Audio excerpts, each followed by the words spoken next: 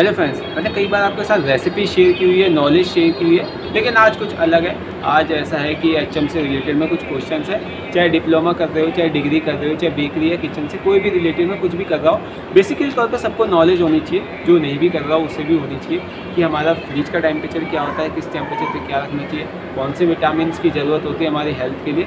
सो दोस्तों, मैंने बेकरी के कुछ नॉलेज है, यहाँ पर मैंने लिखा हुआ है नॉलेज अबाउट फूड। तो मैंने हमें फूड के बारे में कुछ ऐसी नॉलेज होनी चाहिए जो हमें अच्छी लगनी चाहिए दोस्तों। सो मैंने एक ऐसी छोटी सी एक वीडियो बनाई हुई है। आई होप दोस्तों आपको एंजॉय करेंगे। सो लेट्स स्टार्ट करते हैं वीडियो।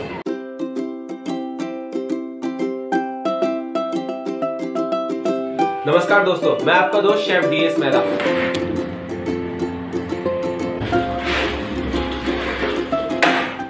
सबसे पहले नॉलेज अबाउट फूड में मैंने लिया हुआ है कूलिंग का लिया हुआ फ्रीज़र का हमारे पास क्या टेम्परेचर होना चाहिए। जो हमारे घर में जो फ्रिज यूज़ करते हैं वो मान लो, चाहे अपने बेकरी या किचन में जैसे हम कोल्ड रूम बोलते हैं, वॉकिंग बोलते हैं, तो उसका क्या टेम्परेचर होना चाहिए। उसका 5 डिग्री सेल्सियस पे उसका टेम्परेचर होना चाहिए। जो हमारा फ्रिज का जो टेम्परेचर होता है दोस्तों, उसे 5 डिग्रीज पे होना चाहिए। और जो डीप का टेम्परेचर होना चाहिए, देखिए जो डीप होता है, डीप फ्रीजर जहाँ पे आइसक्रीम वगैरह जमाने के लिए रखते हैं, बर्फ़ जहाँ पे जमाने के लिए रखते हैं, जहाँ पे कोई भी मतलब आइस तौर पे हमारे फूड को एकदम प्रोटेक्ट करके रखना पड़ता है, तो उसको दोस्तों -18 डिग्री सेल्सियस पे उसे हम रखते हैं, स्टोर करते हैं। चाहे भी अपने ईस्ट हो जाए प्रोडक्ट में, कोई भी अपना क्रीम हो जाए, फ्रोज़न आइटम में जिसकी लॉन्ग टाइम पर उसकी सेल्फ लाइफ बढ़ानी होती है, या जो बड़ी होती है उनकी सेल्फ लाइफ, तो उस चीज़ को स्टोरिंग के लिए अपना 18 डिग्रीज़ पे रखते हैं। क्रीम आती है केक वाली जो हम यूज़ करते हैं, और जो हमारा ईस्ट होता है उसे डीप में भी रखते हैं। तो किस टेम्परेचर रखते हैं, उसको रखते हैं -18 पे, जिससे उसके जो स्टोर होता है काफ़ी टाइम तक उसके लिए रहता है। अगर हम -18 पे अगर हम ईस्ट को प्रोटेक्ट करते हैं, यानी कि उसको रखते हैं, तो वो 6 महीने तक चलता है। और क्रीम हमारी करीबन वो भी 6 मंथ तक चलती है। जो हम इसे प्रोटेक्ट करते हैं, यानी कि जो हमें डीप में रखते हैं, तो 18 डिग्री को सेल्सियस पे हम उसे अपने फ्रिज को रखते हैं, जिससे कि अपने जो फ्रीज़र है उसे एकदम टाइट रहता है, कोई भी उसके अंदर बैक्टीरियाज वगैरह उसके अंदर जाता नहीं है। ठीक है। जो हमारा जो कूलिंग है, जैसे कि अपना कोई हम कुक फूड बोलते हैं, तो वो उसको भी हम 5 डिग्री सेल्सियस पे रखते हैं। जैसे अपना नॉर्मल जो अपने फ्रिज का जो टेम्परेचर होता है उस पर हम उसको रखते हैं दोस्तों, जिससे कि मतलब स्टोरेज है 2-3 दिन तक आराम से चल जाता है। ठीक है, वो 5 डिग्री से रखते हैं। और जो अपना आइसक्रीम वगैरह जमाते हैं उसे -18। ठीक है। सेकंड पॉइंट में मैंने विटामिन लिए हुए कि विटामिन हमारे कौन से सही रहते हैं। देखिए, चॉकलेट में कौन से विटामिन होने चाहिए, विटामिन डी होता है चॉकलेट्स में। ठीक है, चॉकलेट में कौन सा विटामिन होता है, चॉकलेट में विटामिन डी होता है। और ईस्ट में जो विटामिन होता है वो भी डी होता है। तो आप ये देख लीजिए कि दोनों के विटामिन तो सेम है, लेकिन आपको खाने में क्या अच्छा लगता है। या फिर ईस्ट खाएंगे जो हमेशा कड़वी रहती है, या चॉकलेट खाएंगे जो भी हमेशा स्वीट रहती है। तो आप देख लीजिए दोस्तों क्या खाना पसंद करेंगे। दोनों में विटामिन डी है। अगर आपको एनर्जी चाहिए हो तो कौन सी विटामिन सी, मान लो आपके शरीर में विटामिन डी की कमी हो, तो आप क्या ज़्यादा खाएंगे, ईस्ट खाएंगे, चॉकलेट खाएंगे। खा तो लेंगे आप ईस्ट, लेकिन खाने के बाद में जो आपके शरीर के अंदर फर्मेंटेशन स्टार्ट होगी वो आपको दिक्कत दे सकती है। तो मैं चॉकलेट ही आपको रिकमेंड करूँगा कि चॉकलेट ज़्यादा खाएं अगर आपको विटामिन डी की ज़रूरत है, या सूरज की रोशनी लें जिससे हमें विटामिन डी मिलता है। लेकिन ईस्ट को अवॉइड करना है, ईस्ट खाना नहीं है। ईस्ट दोस्तों हमारे प्रोडक्ट में पड़ता है, क्योंकि जब मैं पढ़ रहा था कि ईस्ट में विटामिन डी रहता है, तो ईस्ट में जब मैं सोचा विटामिन डी, वो तो हम खाते भी नहीं है, उसको हम थोड़ा सा यूज़ करते हैं ब्रेड में। तो विटामिन डी उससे हमें क्या मतलब ज़्यादा तौर पर तो यही सोचेंगे कि हम खाने के लिए, एनर्जी के लिए हमें विटामिन की ज़रूरत रहती है, तो आगे ईस्ट ही क्यों।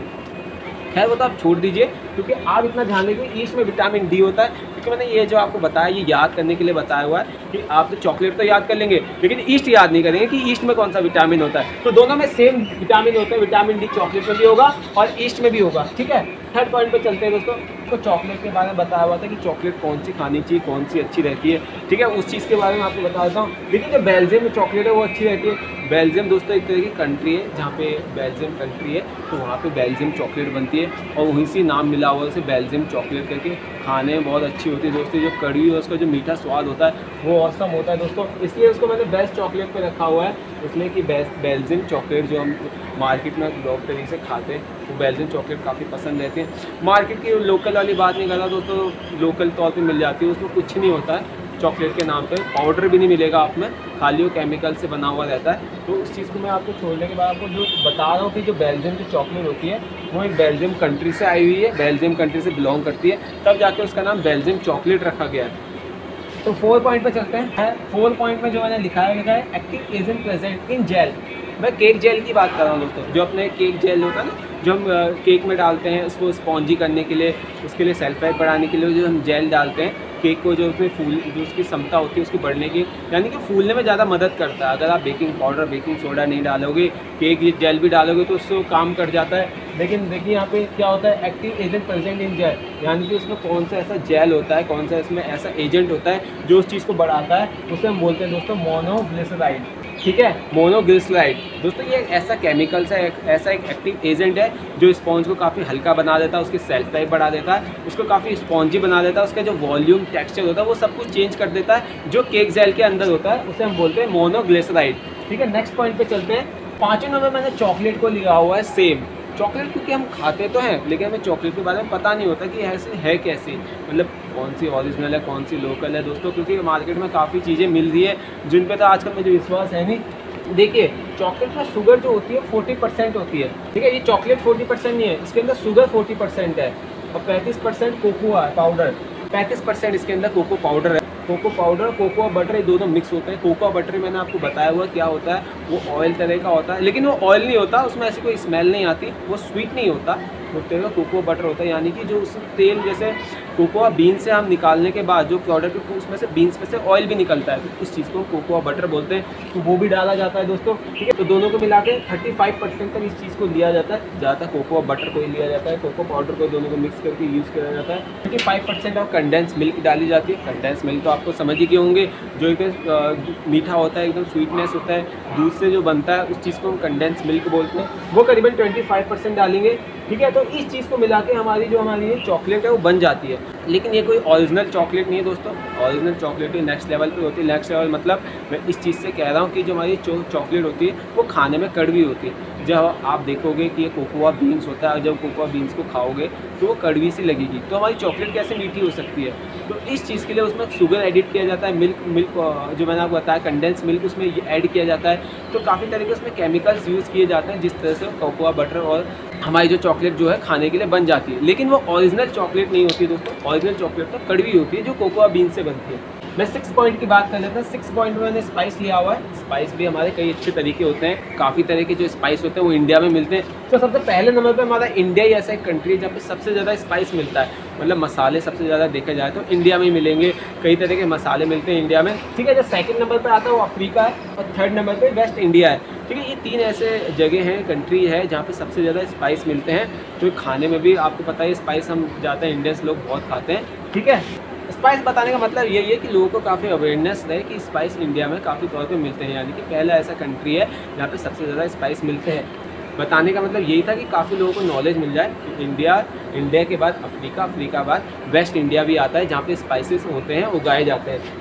7वें पॉइंट पे जो मैंने लिखा है वो invent in the custard powder, यानी कि जो इन्वेंटेड किसने किया है कस्टर्ड पाउडर को, क्योंकि काफ़ी तरह से हम कस्टर्ड काफ़ी यूज़ करते हैं, कन्फेक्शनरी हो जाए, बेकिंग में हो जाए, किसी भी चीज़ से हो जाए, फूड रिलेटेड हो जाए, तो कस्टर्ड पाउडर हम काफ़ी तौर पे यूज़ करते हैं। जैसे आइसक्रीम में यूज़ करना हो, फ्रूट में यूज़ करना हो या फिर केक में यूज़ करना हो, तो कस्टर्ड पाउडर काफ़ी तौर पे यूज़ किया जाता है। इसने जो कस्टर्ड पाउडर का जो इन्वेंट किया था वो थे अल्फ्रेड बर्ड। अल्फ्रेड बर्ड ने जो है कस्टर्ड पाउडर का इन्वेंट किया हुआ था। ये काफ़ी अच्छी बात है दोस्तों, क्योंकि हम कस्टर्ड पाउडर काफ़ी तौर पे यूज़ करते हैं। तो शुक्रिया करना चाहिए हमें अल्फ्रेड बर्ड का, जिन्हें हमें कस्टर्ड पाउडर की बना के दिखाया कि किस तरह से हम किसी प्रोडक्ट को अच्छी तरीके से बना के और अच्छी तरीके से बना के उसे प्रेजेंट कर सकते हैं। ठीक है, जो 8वें पॉइंट में मैंने लिखा हुआ है कि ईस्ट का फूड कौन सा होना चाहिए, क्योंकि देखो ईस्ट के जो कई तरह के फूड होते हैं, जो ईस्ट अगर खाए तो उसे वो डबल क्वांटिटी में बढ़ जाए। तो ऐसा किस तरह का फूड है जो ईस्ट ग्रो कर सके। देखिए, अगर आपके पास ईस्ट है तो अगर आप चाहते हो कि उसे ग्रो कराना, तो उसमें ऐसा क्या प्रोडक्ट डालें जिससे वो जल्दी ग्रो हो जाए। ठीक है, शुगर उसका फूड होता है। अगर आप शुगर डालते हो ईस्ट में तो इससे ये होता है कि वो जो ईस्ट होता है वो काफ़ी जल्दी फर्मेंट होना स्टार्ट हो जाता है, क्योंकि जो ईस्ट होता है वो फूड होता है। जैसे ही ईस्ट फूड शुगर को खाना स्टार्ट कर देता है तो वो CO2 गैस छोड़ता है। CO2 मतलब कार्बन ऑक्साइड गैस छोड़ता है। तो उससे ये होता है कि धीरे धीरे गैस बढ़नी स्टार्ट हो जाती है, और चाहे हमारी ब्रेड हो जाए, चाहे किसी भी तरह का हमारा डो हो जाए, वो फर्मेंट होना स्टार्ट हो जाता है। तो ईस्ट का जो फूड होता है दोस्तों वो होता है शुगर। ठीक है, हम उसमें सॉल्ट नहीं डालते हैं। सॉल्ट दोस्तों सॉल्ट लास्ट में ब्रेड में डालते हैं, आपको बताइए, क्योंकि जब हम ड्राई ईस्ट को जब मिक्स करते हैं तो शुगर के साथ मिक्स करते हैं, सॉल्ट के साथ मिक्स नहीं करते, क्योंकि दोस्तों सॉल्ट डालने से जो होता है तो ईस्ट जो है ख़राब हो जाता है, मतलब ख़त्म हो जाता है। ठीक है, जैसे ही ईस्ट सॉल्ट के साथ में आता है या जुड़ता है तो आप देखेंगे कि जो सॉल्ट की जो क्षमता होगी वो ईस्ट को मार देती है, यानी कि धीरे धीरे जो आपका ईस्ट होगा वहीं पर ही ख़त्म होना स्टार्ट हो जाता है। तो इस चीज़ को बढ़ाने के लिए हम उसमें शुगर डालते हैं और सॉल्ट नहीं डालते हैं। लास्ट पॉइंट पर बात कर लेते हैं। तो लास्ट पॉइंट पे मैंने सिर्फ आपसे पूछा है, ना कि मैंने कुछ बता रहा हूँ, आपको मुझे बताना है कि आखिर ये है क्या, ठीक है। देखिए आखिर काफ़ी सारी ब्रेडें जो है बनती है, आपको पता ही है, चाहे वाइट ब्रेड मान लो, चाहे ब्राउन ब्रेड मान लो, मल्टीग्रेन मान लो या होल व्हीट मान लो, ये कई तरह की ब्रेडें होती है जो मार्केट में अवेलेबल होती है। तो काफ़ी तरह के ब्रेड होते हैं जो मैंने आपको बताया, white, brown, multigrain, whole wheat. तो वाइट ब्रेड तो सभी को पता है, वो मैदे से बनती है, होल व्हीट हमारी आटे से बनती है, मल्टीग्रेन हमारी काफ़ी सारी जो हमारी ग्रेन्स होती है उस सबको मिक्स से बनती है। ओट्स ब्रेड हमें पता है कि ओट्स डाल के उसमें बनती है। लेकिन मुझे ये बताइए दोस्तों कि जो ब्राउन ब्रेड है वो किससे बनती है, क्योंकि हम तो आटा यूज़ कर रहे हैं होल व्हीट के लिए और मैदा यूज़ कर रहे हैं वाइट के लिए। बाकी हमारी जो ग्रेन की ब्रेड है वो हमारी ग्रेन में यूज़ कर रहे हैं। लेकिन आपसे दोस्तों एक क्वेश्चन है कि जो हमारी जो ब्राउन ब्रेड है वो किस चीज़ से बनती है, आप मुझे नीचे कमेंट में जरूर बताना। मैं भी चाहता हूँ दोस्तों कि जो मैं नॉलेज दे रहा हूँ आप तक पहुँच रही है, आप अच्छी तरीके से समझ पा रहे हो, जो मैं नहीं समझा पा रहा हूँ या फिर कोई ऐसी कमी तो नहीं है जहाँ से मुझसे छूट जा रही है। सो इसलिए मैं आपसे एक क्वेश्चन, छोटा सा क्वेश्चन जो है पूछ रहा हूँ कि जो हमारी ब्राउन ब्रेड है वो किससे बनती है। सो नीचे कमेंट में जरूर बताना, मैं आपका काफ़ी देर को इंतजार करूँगा, काफ़ी आपके जल्दी कमेंट्स का आने का। सो फिर मिलेंगे नेक्स्ट किसी रेसिपी और नॉलेज में। जय हिंद।